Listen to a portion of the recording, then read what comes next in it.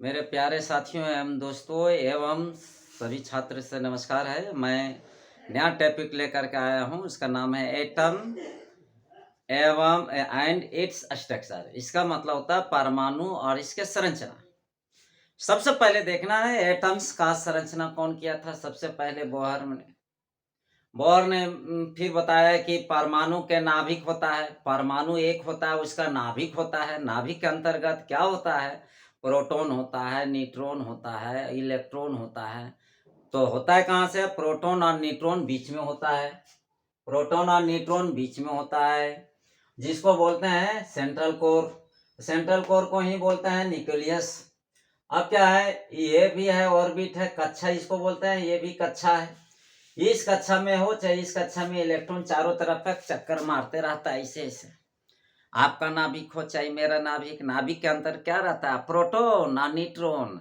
और दिमाग घूमने लगता है, ऐसे घूमने लगता है, मतलब इलेक्ट्रॉन चारों तरफ घूम रहा है। देखिए एक एग्जाम्पल बताते हैं। सपोज कीजिए कंडक्टर लो, मतलब कंडक्टर चालक लो, अल्युमिनियम लो, चाहे आप कॉपर ले, और दोनों में अगर लीजिएगा तो देखिएगा तो बोलिएगा तो इसमें कुछ है ही नहीं, लाइन कुछ नहीं है। लाइन तो नहीं है। लाइन में उधर से दे तो छू करके तो करने लगेगा, और उस टाइप से जहां लगेगा तब लगेगा हाँ इलेक्ट्रॉन मेरा शरीर में पास हो रहा था।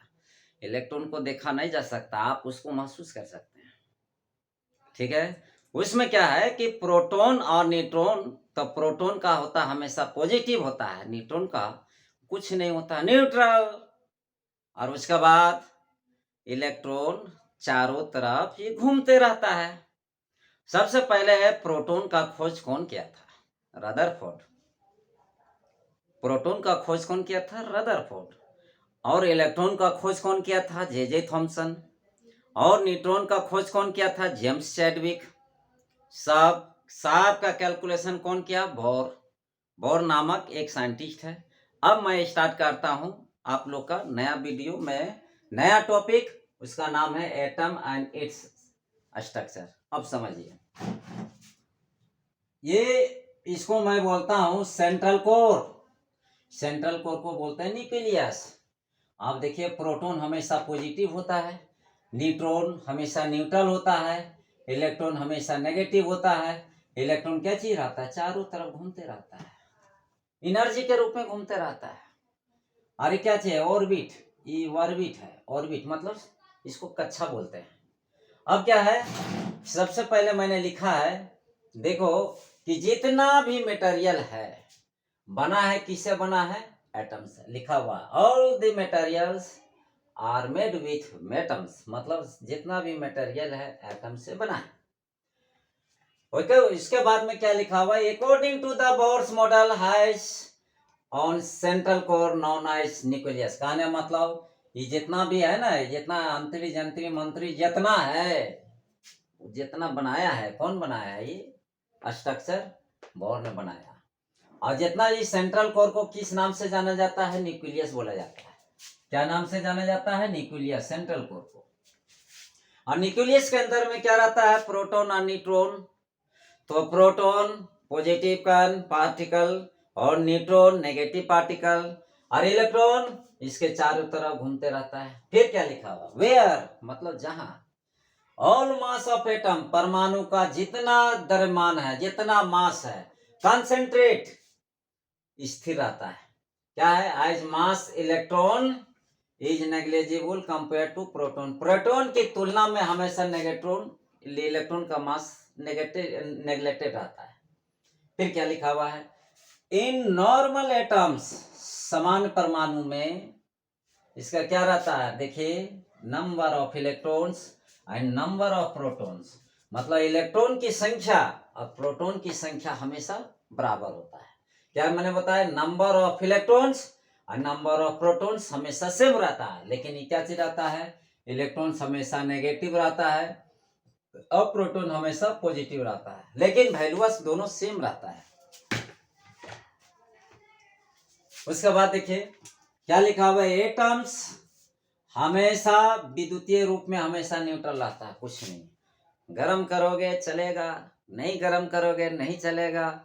दाल छनकाते हैं ना बॉस, दाल छनकाते हैं तो क्या होता है, एक तरफ याग दीजिएगा और दूसरी तरफ ठंडा है। जैसे जैसे गर्म होगा इसका पार्टिकल, जैसे जैसे गर्म होगा एक पार्टिकल कनेक्टेड हुआ दूसरा पार्टिकल से, दूसरा पार्टिकल कनेक्टेड हुआ थर्ड पार्टिकल से, इस तरह से होते होते हमारे हाथ पर आ जाएगा। तो यही चीज अगर आपको कढ़ाई में ऐसे पूरा घुसा करके रहेगा कि बोलेगा अरे बाबू हम पढ़ रहे हैं थोड़ा सा छोलनी जा करके तेरी ये कर लो, और छोले जैसे पकड़ेगा इससे बोलेगा ए बहुत गर्म लगा। कौन गर्म को देखा, कौन हवा को देखा, कोई नहीं देखा। अनुभव करते हैं। ठंडा को किसने देखा, मैंने भी नहीं देखा। गर्म को कौन देखा, आपने देखा ना हमने देखा। कौन देखा, करंट कैसे हिलता है, ऐसे हिले लगता है, बोलने तक का बोल ही नहीं आता तो बोलेगा इलेक्ट्रॉन, इलेक्ट्रॉन कहाँ है, बस हिल रहे हैं मजा में ले रहे हैं, जब ऊपर चल जाइए तो फिर मजा ही मजा है। ऐसा कभी नहीं करना है, वो सजा है।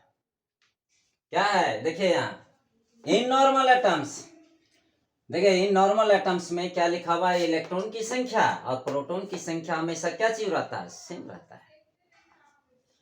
एटम्स आर इलेक्ट्रिकली न्यूट्रल, मतलब कि परमाणु इलेक्ट्रिकली रूप से न्यूट्रल होता है। अब क्या है, इसमें तीन भाग में बांटा है, चार भाग में। पहले कौन कौन है, इलेक्ट्रॉन है, प्रोटॉन है, न्यूट्रॉन है और वायलेंस है। वायलेंस को फ्री इलेक्ट्रॉन घूम रहा है, घूम रहा है फ्री इलेक्ट्रॉन। उसके बाद देखिए इलेक्ट्रॉन मैंने क्या बताया, नेगेटिव है ये charge, it has negative charge. Electron का वैल्यू होता है देखिए 1.6 इंटू 10⁻⁻19 कूलम। अब इसका मास देखिए, मास ऑफ द इलेक्ट्रॉन, इसका वैल्यू 9.1 इंटू 10⁻31 kg। फिर क्या लिखा हुआ है 1830, मतलब 1830 times less then mass of proton, मतलब मास ऑफ प्रोटॉन से कितना 1830 गुना कम है, कारण पावर ज्यादा है। अब क्या है देखिए मास का जो लिखा हुआ mass of electron, mass of electron तो क्या चाहिए, मास ऑफ प्रोटॉन से ज्यादा कम है, कितना है 1830 गुना कम है, ज्यादा तो यही है। डिस्कवर इसका कौन खोज किया था, जे थॉमसन। इलेक्ट्रॉन का खोज कौन कौन कौन किया था, जे थॉमसन। प्रोटॉन जो है, प्रोटॉन का क्या चीज है, इसका पॉजिटिव चार्ज से बना रहता है। पॉजिटिव का वैल्यू सेम है, अभी मैंने क्या बताया था, number of electrons and number of protons are same. ये सेम है, देखिए ये माइनस में है और ये क्या है प्लस में है, वैल्यू सेम है। फिर क्या लिखा हुआ है न्यूटन्स में, इट हैज नो चार्ज, इसका कोई चार्ज नहीं होता है। मास ऑफ द न्यूट्रॉन का वैल्यू इतना होता है, और इसका खोज किया था जेम्स चैडविक। और इसका खोज कौन किया था, डिस्कवर रदरफोर्ड। इंपॉर्टेंट है, ध्यान देना है, ऑब्जेक्टिव में बहुत इंपॉर्टेंट है, वेरी वेरी क्वेश्चन। आप कहीं पर भी पढ़ लीजिए, ये क्वेश्चन बार बार पूछता है। क्वेश्चन पूछता है कौन इसमें से भारी कण है, कौन हैवी पार्टिकल है, तो भैया पहले मिलाओ, यहाँ मास ऑफ प्रोटॉन है, मास ऑफ न्यूट्रॉन है 1.67 यहाँ है। फिर कितना है 2.5 है, मतलब 25 है, यहाँ कितना है 49 है। अब मिला देखो इसका पावर 27 है कि नहीं है। तो सबसे पहले कौन है, इसमें दोनों घटाओ ना, 4.9 कितना है 1.6749, और फिर कितना है 1.6725, दोनों में अंतर कर दो, कितना हुआ 4 में 2 घटाएंगे 2 हुआ। कौन सबसे भारी कण है, ये है, कौन वाला, ये हैवी पार्टिकल है। ये कौन सा है, हैवी पार्टिकल है। हैवी पार्टिकल है कौन, न्यूट्रॉन। और सबसे लाइट इलेक्ट्रॉन कौन है, हल्का, इसको बोलते हैं लाइट इलेक्ट्रॉन। क्या बोलते हैं, लाइट पार्टिकल में कौन है, देखो यहाँ इसका पावर से पता चल रहा है। सबसे हल्का ये है, कौन है, इलेक्ट्रॉन है। कौन है, इलेक्ट्रॉन। दिमाग में यही बैठा रखना है आपको कि इलेक्ट्रॉन हमेशा नेगेटिव चार्ज का बना रहता है। इसका वैल्यू इतना होता है 1.6 into 10⁻⁻11 19 coulomb. Mass of the neutron, electron का वैल्यू दिया हुआ 9.1 इंटू 10⁻30 kg। फिर लिखा हुआ है 80-30 times less then mass of proton, mass of proton से काफी कम है, इसका गुना कम है। और इलेक्ट्रॉन का खोज कौन किया था? जे थॉमसन ने। प्रोटॉन, प्रोटॉन का ये हमेशा पॉजिटिव चार्ज रहता है, और ये जितना है देखिए प्रोटॉन है P प्लस मैंने लिखा है, इसका वैल्यू होता है 1.6 into 10⁻⁻³ coulomb. Mass of the proton equal to 1.6725 into 10⁻⁻27 kg। और इसका खोज कौन किया था? रदरफोर्ड। फिर क्या लिखा हुआ? न्यूट्रॉन, इसका कोई चार्ज नहीं होता है।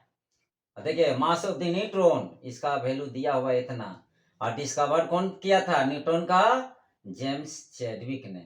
और बोलेगा कि इनमें से which of the following the heavy particles, इसमें लिखा हुआ रहेगा 1 2 3, इसमें लिखा रहेगा एक में इलेक्ट्रॉन, सेकंड में प्रोटॉन, थर्ड में न्यूट्रॉन। आपको क्या मारना है? न्यूट्रॉन। यहाँ लिख दिया हैवी पार्टिकल, फिर लिखा रहेगा which of the following the light particle, तो लाइट पार्टिकल में क्या लिखना है? ये इलेक्ट्रॉन, इलेक्ट्रॉन सबसे भाग ये इलेक्ट्रॉन है। उसके बाद देखिए इसका वैल्यू तो आप तो जान रहे होंगे, इसका वैल्यू देख रहे हैं। इलेक्ट्रॉन का वैल्यू ये है, मास ऑफ द इलेक्ट्रॉन का वैल्यू ये है, मास ऑफ द प्रोटॉन का वैल्यू ये है, मास ऑफ द न्यूट्रॉन का वैल्यू ये है। अब क्या है? तीन पार्टिकल तो आपने पढ़ा, इलेक्ट्रॉन, प्रोटॉन, न्यूट्रॉन, और चौथा कौन है? वायलेंस। वायलेंस का ही नाम है फ्री इलेक्ट्रॉन। फ्री इलेक्ट्रॉन घूमते रहता है।